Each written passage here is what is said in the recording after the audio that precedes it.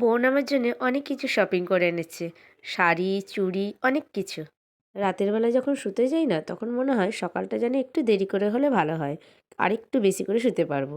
দেখো কতটাই অন্ধকার, এখন ঘড়িতে বাজে 5:30।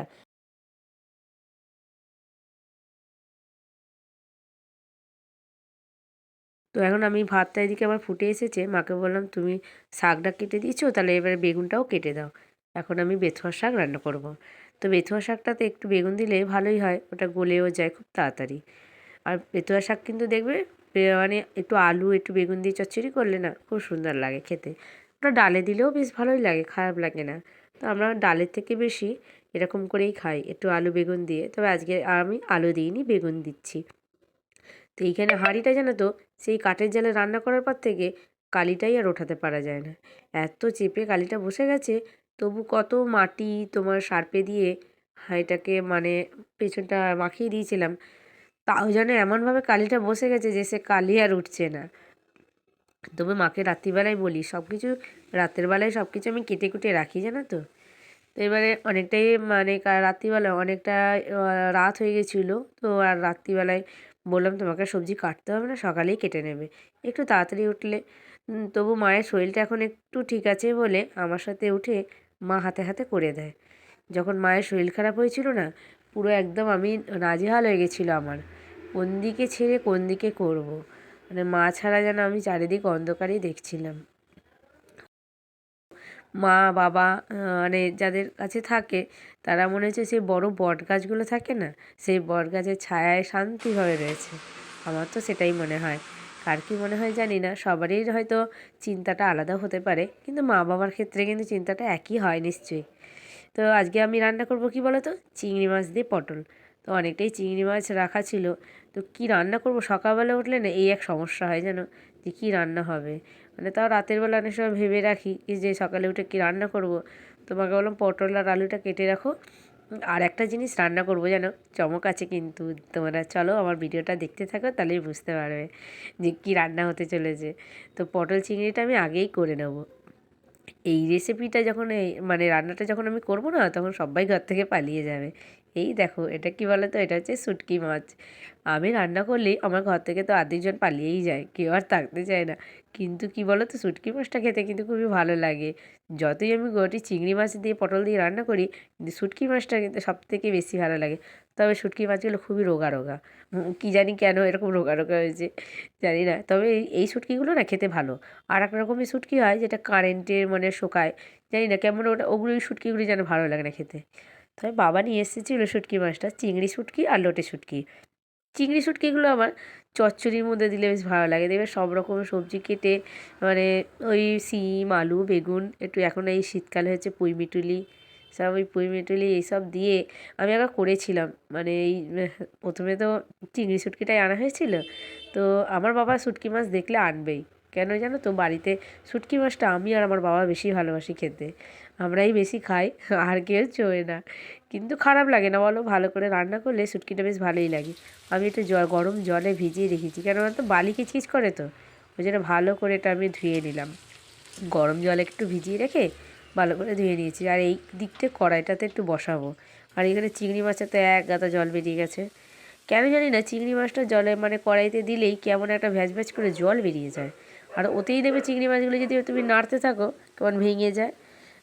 এইদিকে মাছটাকে এই মানে শুটকি মাছটাকে আমি একটু নুন হলুদ মাখিয়ে নিলাম। জানি দরকার লাগে না, তবু আমি একটু যেন মাখিয়ে নিই, কেমন যেন লাগে। তো এইদিকে তেলটাও আমি কড়াইতে গরম করতে দিয়ে দিয়েছি। আর মাছগুলো আমি একটা একটা করে ছেড়ে দিচ্ছি। এটা হালকাভাবে মাছটা নেড়ে নিচ্ছি, দাঁড়াও হাতটা একটু ধুয়ে নিই।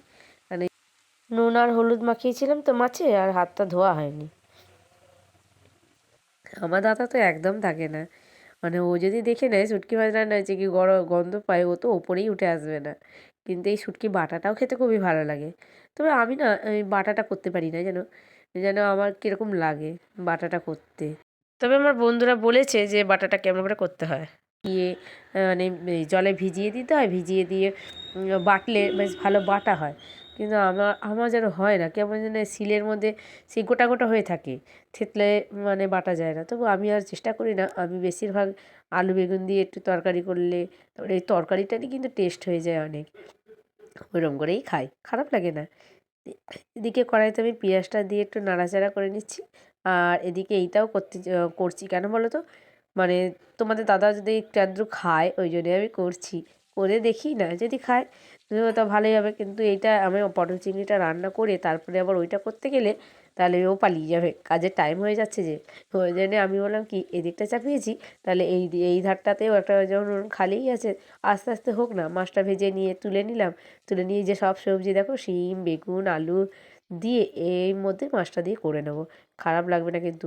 কিন্তু কী বলো তো, এর মধ্যে দিয়ে আমি অনেক সময় শুটকি মাছটা মানে শুধু মশলা দিয়ে ভালো কষা কষা করে করি না, ওটা আমার বাবা খেতে খুবই ভালোবাসে, ওটা আমারও ভালো লাগে। কিন্তু আবার এই আমার মা বলছিল শিম আলু বেগুন ফেগুন দিয়ে রান্না করলে নাকি তরকারির টেস্টটাই আলাদা হয়ে যায়। তো আমি শুটকি মাছটা বলতে চিংড়ি শুটকিটা আমি এটা করি, কিন্তু লোটে শুটকিটা এরমভাবে করিনি কোনো দিন। হ্যাঁ, তো দেখি আজ লোটে শুটকিটা কেমন লাগে খেতে।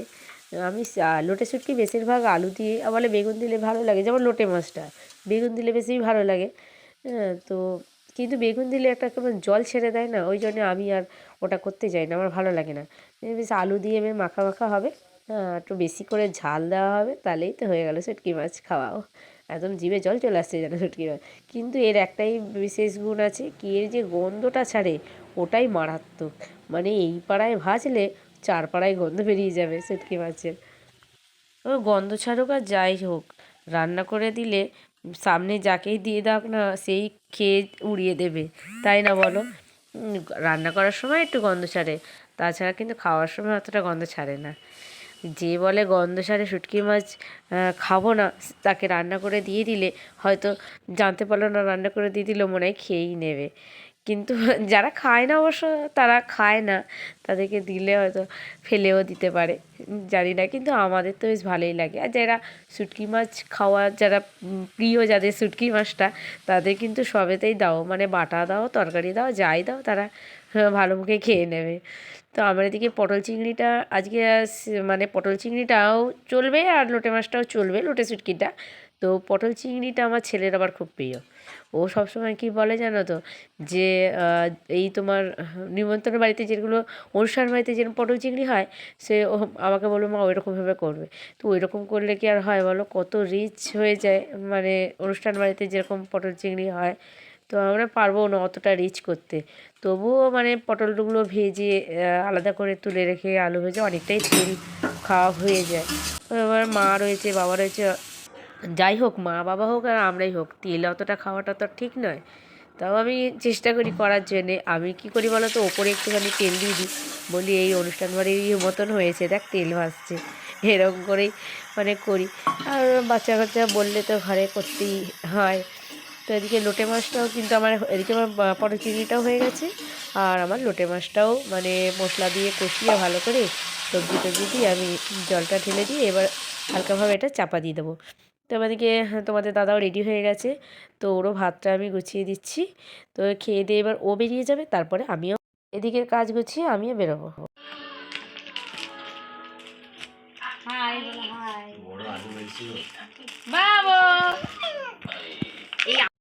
এখন সন্ধ্যে 7টা বাজে আর আমি কাজের থেকে চলে এসেছি। এসে দেখো আমার ভাইপোর সাথে খেলা করছি, ও ক্যামেরাটা দেখে কেমন নাচছে দেখো। আর আমার বোন অনেক কিছু শপিং করে নিয়ে এসেছে, তাই এখন সব কিছু বার করছি একটা একটা করে, আর আমাকে দেখাচ্ছে কী কী কিনে নিয়ে এসেছে। তো চলো তোমাদেরকে আমি দেখাচ্ছি আমার বোন মেলা থেকে কী কী কিনে নিয়ে এসেছে। এই দেখো কত কিছু নিয়ে এসেছে। আচার আছে, 2 রকমের আচার আছে, গরম মশলা প্যাকেট আছে 2-3 রকমের, তেল আছে, আর দুটো ভালো ভালো শাড়ি আছে, তারপরে ড্রাই ফ্রুট আছে, অনেক কিছুই আছে। সরো একটা একটা করে তোমাদেরকে আমি দেখাচ্ছি। এই দেখো, এটা হচ্ছে মাটন মশালা, আর এটা হচ্ছে শাহি গরম মশালা, মানে এটা শাহি শাহি ব্যাপার। আর এগুলো সব রাজস্থান থেকেই এসেছে। তো কলকাতার জানি না আমি, আমাকে বলেছিল আমার খেয়াল নেই, কলকাতার কোন মানে মেলা বসেছিল একটা, ওইখানে এইসব জিনিসগুলো সেল হচ্ছিলো আর কি, এক্সিবিশন হচ্ছিলো, বিক্রি হচ্ছিলো।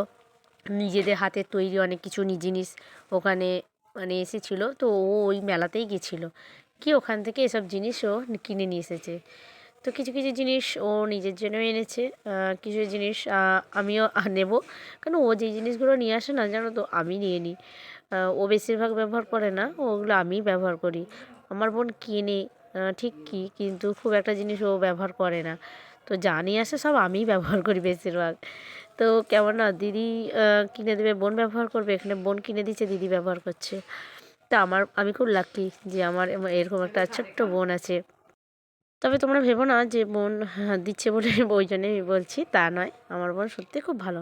তো এই আচারটা নিয়ে এসেছে জানো তো, এই আচারটা না আমি কোনো দিন ট্রাই করিনি, আরও কোনো দিন নিয়ে আসেনি এরকম আচার।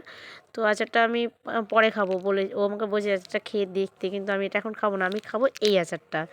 এই যে গার্লিক, জিঞ্জার আর চিলি পেস্ট, এই আচারটা না বেশ গরম গরম যে মানে মোমো হবে, মোমো দিয়ে বেশ খেতে খুব সুন্দর লাগবে। মানে আচারটা দেখেই বুঝতে পারা যাচ্ছে যে কীরকম স্পাইসি হবে।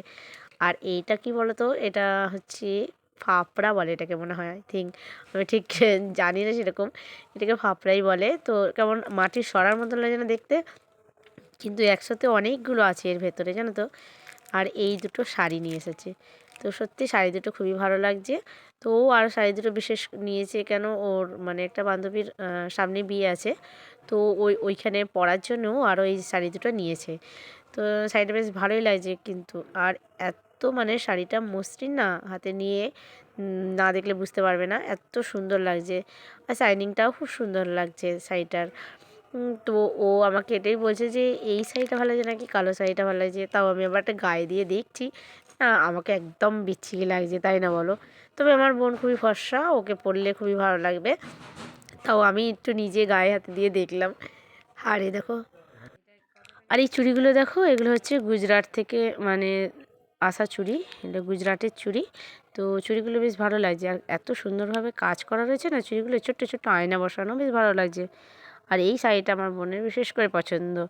তো এই শাড়িটা তো ভালোই লাগছে দেখতে, মানে এর সাথে একটা তোমার সিলভার কালারের ব্লাউজ হলে কিন্তু খুব ভালো লাগবে। তো এই শাড়িটা দিচ্ছি আমার বোনকে, বললাম ওইটার থেকে এই শাড়িটা বেশি পরবি, এটা বেটার, এটাই বেশি ভালো লাগছে। তো আমাকে কেমন লাগছে বলো, আমি জানি আমাকে একদম ভালো লাগছে না। তো আজকের ভিডিওটা আমি এখানেই শেষ করছি, আর ভালো লাগলে লাইক কমেন্ট শেয়ার করে দিও। Tata, bye, good night.